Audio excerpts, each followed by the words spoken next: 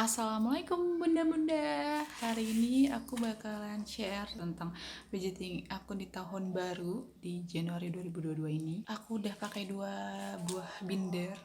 Yang satu warna hijau sage, yang satu bening. Dan di video ini aku pengen punya beberapa perubahan dari budgeting aku sih yang bulan kemarin. Pertama aku mulai dari binder yang mana nih? Yang ini dulu kali ya, yang bening. Jadi di sini aku tulis budgeting aku dengan disclaimer seperti ini ya. Aku baru nikah, tinggal berdua, rumah dipinjemin sama ayah, suami aku bekerja, aku sebagai istri ibu rumah tangga.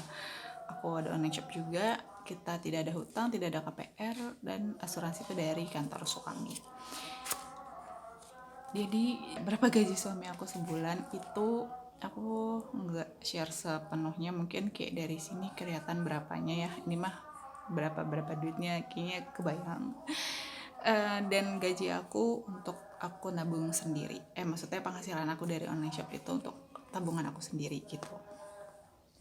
Di sini aku ada pembagiannya, ada saving, sinking fund, pengeluaran tetap, pengeluaran, dan ada playing juga. Dari saving aku ada saving dana darurat, itu penting banget ya moms.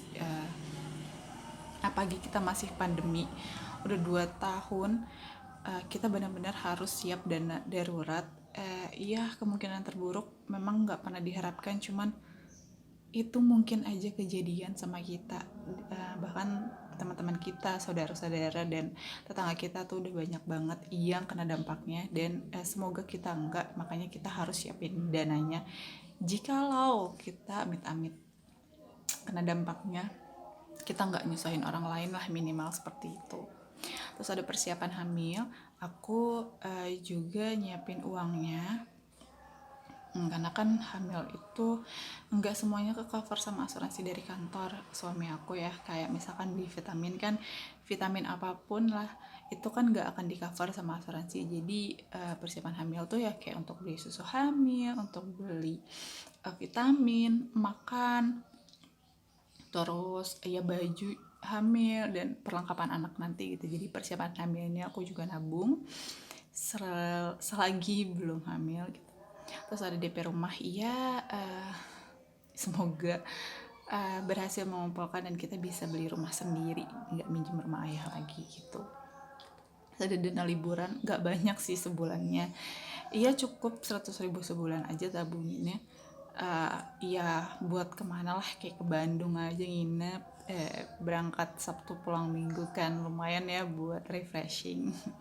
Itu ada dana kesehatan juga. Jadi di tahun ini aku ada perubahan dana kesehatannya, dari yang 100.000 seorang atau sama suami dan 50.000 untuk masing-masing orang tua kita. Sekarang aku ganti jadi 50.000 semuanya buat 6 orang, dan aku satuin di bibit nabungnya langsung kesehatan untuk 6 orang, ini 300.000 sebulan gitu. Terus ada kurban 100.000 sebulan ya. Kalau misalkan dari dana ini semua masih ada sisa, gitu bisa ditambahin ke kurban atau ke liburan, atau aku bakal bikin singkipan baru. Aku pengen bikin singkipan baru untuk beli TV gitu. aku belum punya TV. Nextnya ada uang jajan istri. Jadi kemarin itu sebenarnya ada skincare kan. Skincare aku kebetulan masih banyak dan jarang banget dipakai, karena nggak bisa pakai skincare karena suami aku ribet gitu kan. Jadi masih utuh banget, dan kebetulan kemarin kan kakak aku baru hamil, jadi semua skincare-nya dihibahkan ke aku, banyak banget yang masih baru-baru juga.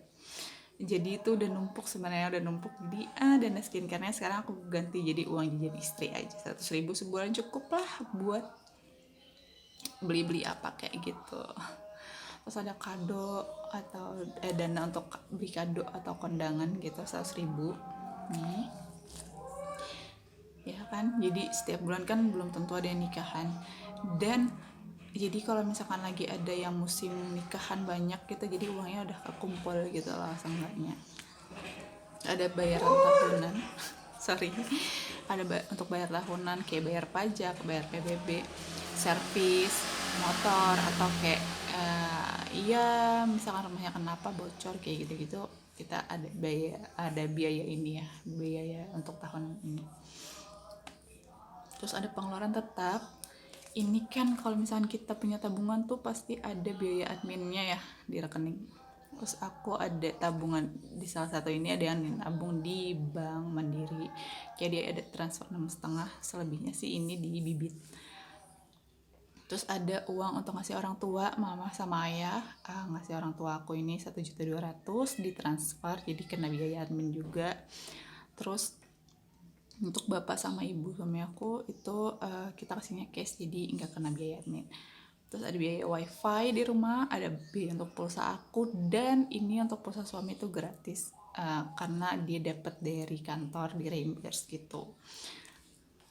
Terus ini ada pengeluaran untuk bayar listrik sama air. Nah itu aku bayarnya di Shopee, jadinya kena admin Shopee Pay untuk top up ininya ya, Shopee Pay-nya.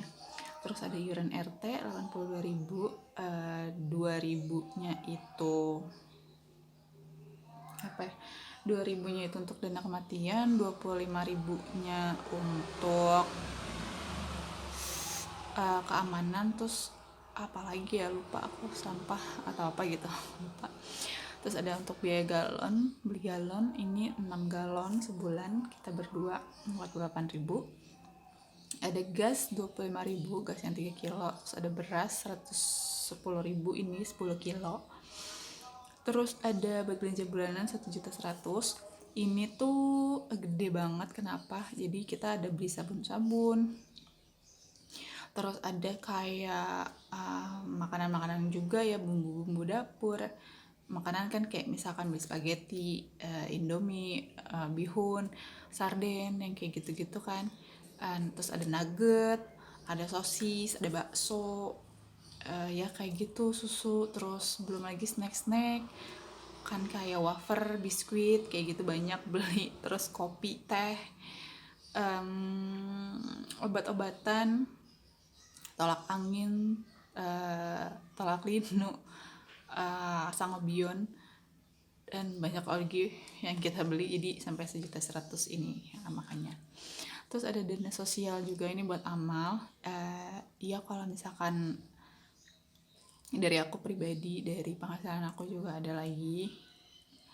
Terus ada belanja mingguan ini ada 4 minggu, satu minggunya itu 8-9 hari, 140.000 aku, jadi aku tuh masak setiap hari guys gitu. Terus ada uang pegangan untuk suami 2 juta BPJS. Bukan kita sih sebenarnya, aku belum didaftarin sama suami aku, jadi kita belum ada bayaran BPJS kayak gitu. Terus untuk total terus terakhir ada playing untuk cadangan atau untuk playing juga buat makan keluar hari Sabtu Minggu gitu, ada 590.000. Oke, dari total semua yang udah aku tampilin di sini sih ada 8 jutaan. Jadi segitu gajinya, belum banyak banget yang bisa kita tabung karena pengeluarannya masih besar banget ya.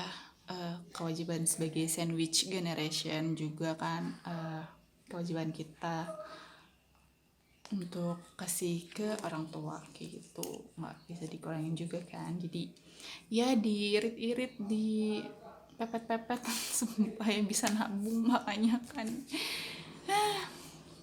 semoga rezekinya ada lagi ya. Dan ini adalah kertas cash flow-nya untuk tiap bulannya aku tunjukin. Jadi kan tahun baru aku bikin semua kertasnya baru gitu. Ini 80.000 untuk iuran RT, terus ada galon, terus ada untuk beli gas, terus ada untuk beli beras kan, terus ada untuk belanja bulanan, terus ada untuk dana sosial, terus ada cadangan untuk hangout, terus ada minggu 1, minggu 2, minggu 3, dan minggu 4. Nah, untuk tabungan atau sinking fund-nya aku ada di binder yang ini ada tabungan kesehatan. Aku udah ganti kertasnya jadi kertas tabungan.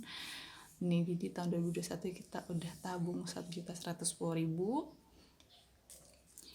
Terus terus nanti di bulan Januari ini 300.000 lagi sih, jadi 1.410.000. Terus ada uang untuk kurban, tabungan untuk kurban. Terus ini ada yang tadi aku bilang jajan, uang jajan istri, di sini ditaruhnya untuk kado kondangan.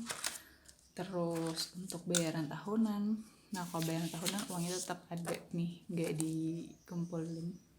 Maksudnya nggak aku ambil kayak yang lain-lain kan, uang sisa-sisanya dikumpulin karena akhir tahun, jadi mulai tahun yang baru aku mau mulai dari nol semua. Tapi untuk yang bayaran tahunannya nggak aku mulai dari nol ya, gitu deh. Dan sekian kali ya, sekian deh, sekian bunda-bunda, semoga kita istiqomah untuk membantu keuangan suami. Seenggaknya kalau misalkan belum bisa membantu, kita bisa meringankan pengeluarannya, kita irit-irit dengan cermat. Oke, see you next time.